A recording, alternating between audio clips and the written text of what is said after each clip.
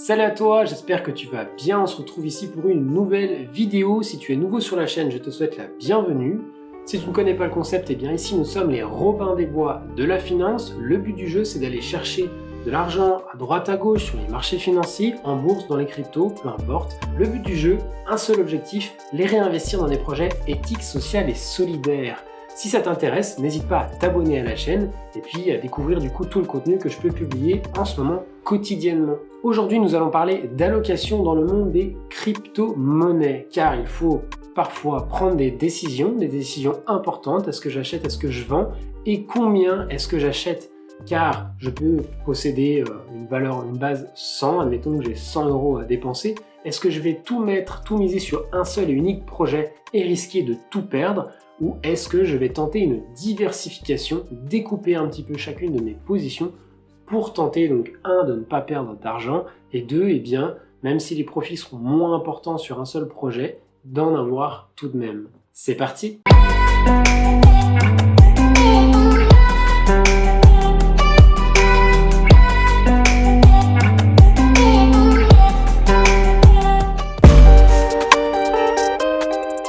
Nous allons commencer avec l'allocation bear market. Donc là, qu'est-ce que c'est le bear market? Je t'invite du coup à rejoindre une vidéo que je mettrai là-haut si tu ne sais encore pas ce que sont les cycles des crypto-monnaies entre le bull et le bear market. Une période de grosse correction où le marché pendant plusieurs mois, 6 mois à 1 an est dans le rouge et personne à ce moment-là, très peu de monde sont capables de gagner de l'argent.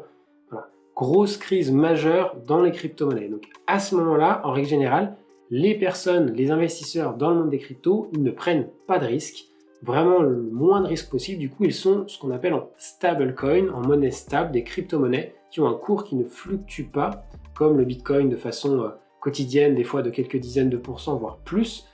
Les stablecoins, donc on est adossé sur le dollar. Je mettrai peut-être une autre fiche ici, ça en fera déjà 2, si tu ne sais pas ce qu'est un stablecoin et lesquels sont les meilleurs du marché d'une certaine manière. Une grosse part de stablecoin, au moins 80%, si ce n'est plus, et puis éventuellement, conserver un petit peu de Bitcoin ou d'Ethereum, les deux plus grosses crypto-monnaies du marché qui ont fait leurs preuves jusqu'ici. On pourrait toujours en garder un petit peu et les mettre en stacking. Donc, qu'est-ce que le stacking? C'est le fait d'avoir des rendements passifs dessus. Je vais les prêter à quelqu'un contre des rendements, et éventuellement quelques altcoins, nos projets préférés, des projets sur lesquels on croit sur vraiment du très très long terme. Ça, c'est on va dire la première composition d'une allocation de notre portefeuille en période de crise. Mais du coup, quand on commence à évoluer vers une période de bull run, où le marché se retourne à la hausse, comme le marché de cette année en 2021, du coup, sur les crypto-monnaies, on est vraiment en phase de tendance haussière très forte, on peut rediversifier un petit peu notre portefeuille, échanger des stablecoins contre d'autres crypto-monnaies, pour éventuellement du coup avoir d'autres altcoins et essayer de surperformer un petit peu le marché. On continue avec un portefeuille un petit peu plus risqué, mais que je vais considérer comme un portefeuille peu risqué en période de bull market, quand le marché est vraiment en tendance haussière. Nous allons dans ce portefeuille conserver toujours 30% de stablecoin que l'on peut soit placer en stacking pour avoir des rendements passifs, soit que l'on va du coup garder sous le coude au cas où il y ait des belles opportunités, des petites phases de correction, des nouveaux points d'achat sur lesquels on pourrait rentrer aisément. Donc, je considère qu'à ce moment-là, il faut conserver une part de stablecoin pour essayer de jouer un petit peu des leviers comme ça, à droite à gauche, sur des périodes du coup plus ou moins court terme de quelques semaines. Dans ce portefeuille, j'intègre aussi du coup du Bitcoin, de l'Ethereum, 40% de Bitcoin, 20% d'Ethereum, comme ce sont les deux plus grosses crypto-monnaies du marché. Elles ont déjà fait leurs preuves, les risques sont potentiellement connus, les risques de chute, et on peut plus facilement maîtriser un petit peu les timings des phases de hausse et des phases de correction.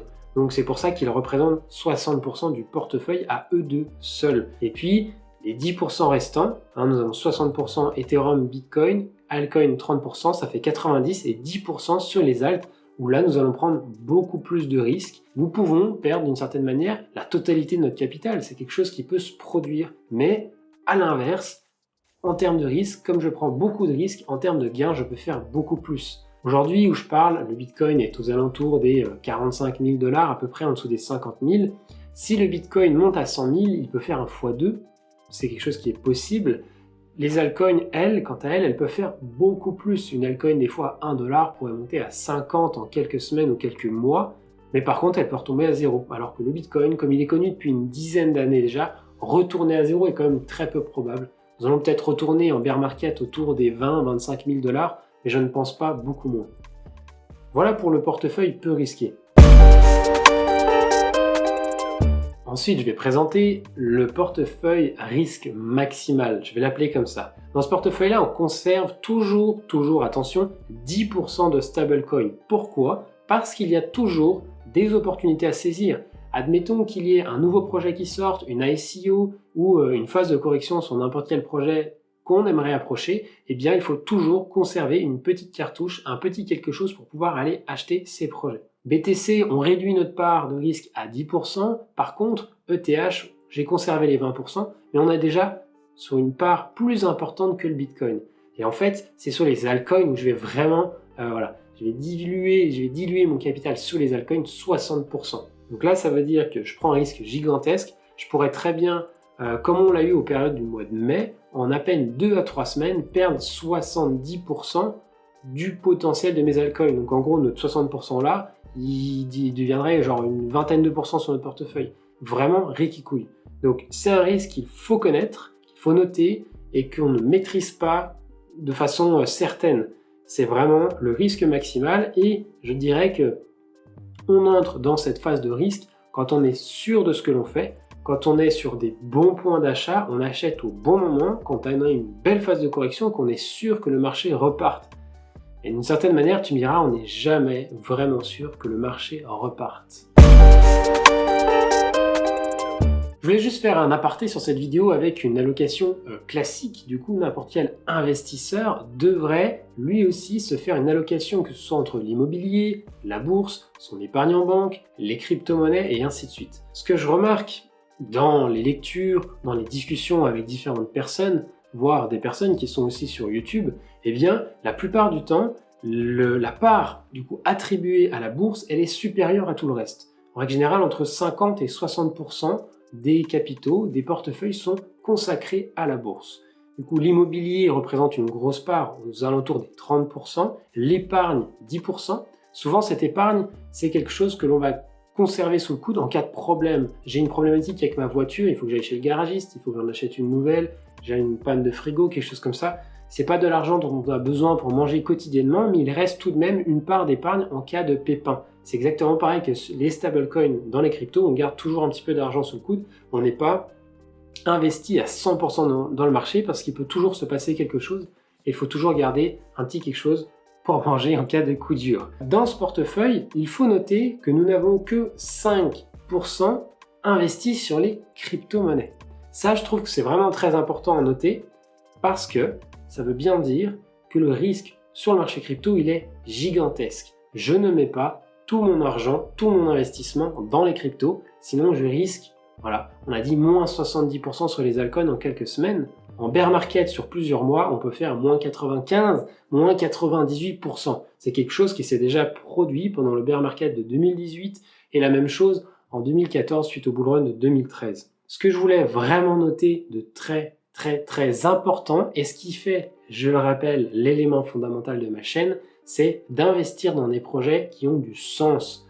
Ici, moi, je me sers du levier, de la bourse, de l'IMO ou pas de l'épargne, pardon, des crypto-monnaies, parce que l'épargne avec notre livret A, on est quand même assez catastrophique avec nos 0,5% de rendement annuel par an, c'est catastrophique. Eh bien, la plupart des portefeuilles ne considèrent pas qu'il soit important d'avoir une ligne consacrée aux investissements éthiques, sociaux et solidaires.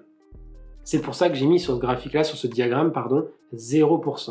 Et là, je voudrais vraiment rentrer là-dessus pour montrer ce que j'aimerais voir évoluer de manière classique dans tous les portefeuilles, une allocation dite normale, l'allocation 2022, 2023, peu importe, des années à venir. Le retournement de situation que j'aimerais vraiment voir et qui me ferait le plus plaisir, ce serait d'avoir au moins 50% de son portefeuille consacré aux investissements éthiques, sociaux et solidaires. Ce serait vraiment le minimum et éventuellement du coup de conserver du coup, eh bien, un peu de crypto, un peu de bourse, un peu d'immobilier pour effectivement continuer d'avoir ce levier, continuer d'essayer de chercher un petit peu des plus-values, des gains pour les réinjecter au fur et à mesure dans l'investissement éthique. Et d'une certaine manière, eh ben, cet investissement éthique, social et solidaire va remplir la totalité du diagramme au bout d'un moment. Et peut-être que eh bien, on changerait le monde à notre image, en tout cas à l'image de cette chaîne. En tout cas, ce que je propose, et je rappelle du coup, une vidéo tous les lundis pour présenter des projets qui, selon moi, à mon sens, font vraiment du coup, feraient peut-être du bien à notre petite planète, à notre entourage, même socialement. Il y a vraiment tout un tas de projets intéressants. Trêve de suspense, peut-être que tu t'attends à ce que je présente du coup sur le portefeuille crypto quelle est mon allocation. Eh bien, c'est parti. Nous avons ici actuellement, du coup depuis quelques jours, j'ai pris ces positions sur mon portefeuille. Depuis du coup cette nouvelle correction où le Bitcoin est venu toucher autour des 40 000 $, il a même fait une mèche à 39 000, entre 39 500 et 39 800 $.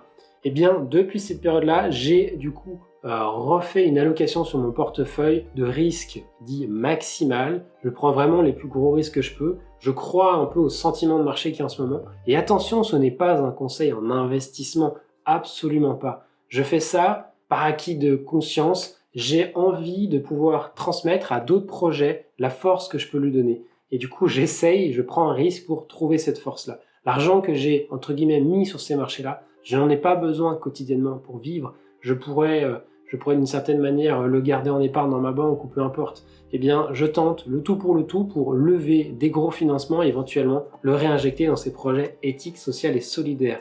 Comme tu le vois à l'image, nous avons 20% d'ETH.